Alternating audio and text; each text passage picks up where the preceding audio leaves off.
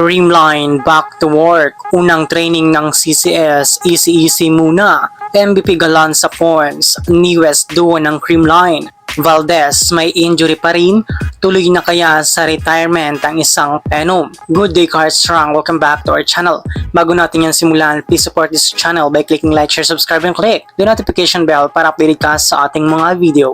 Matapos ang long vacation ng Creamline Cool Smasher sa Taiwan ay muling magbabalik ang koponan upang gawing muli ang kanilang trabaho as a player. Muling namata ng mga players ng CCS na balik ensayo na ito upang paghandaan ang huling liga this year na All-Filipino Conference. Makikita nga sa ensayo sina MB Pons, Gemma Galanza, Ella De Jesus at CBDL.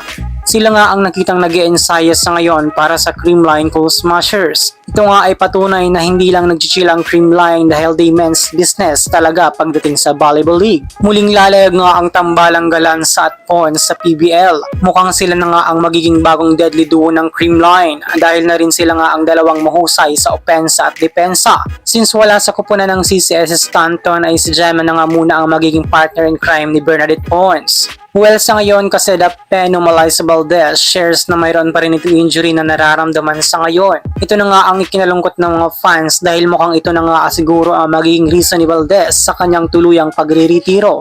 Ayon nga sa isang post sa social media platform, "Is this goodbye? Alyssa Valdez admits injuries had her contemplating retirement." Sa panayam sa kanya, ito nga ang sinabi ni Valdez, "I'd say it crossed my mind in such a way at this age. You have to plan talaga." But hindi na rin siya nalalayo. That's how many years if pervasing the age kay Plimjet. Medyo malapit na lang and that's probably 5 to 6 years. Medyo marami pa nga akong dapat patunayan.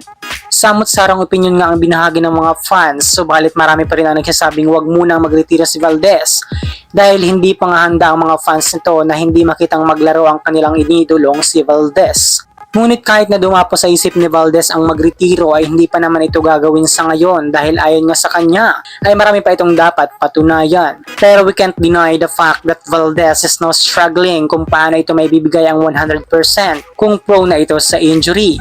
Ikaw, Card Strong, handa ka na ba sa maaaring retirement ni Alyssa Valdez? Kakayanin ba ng Creamline na muling makuha ang kampiyonato ngayong All-Filipino Conference? Comment your thoughts below.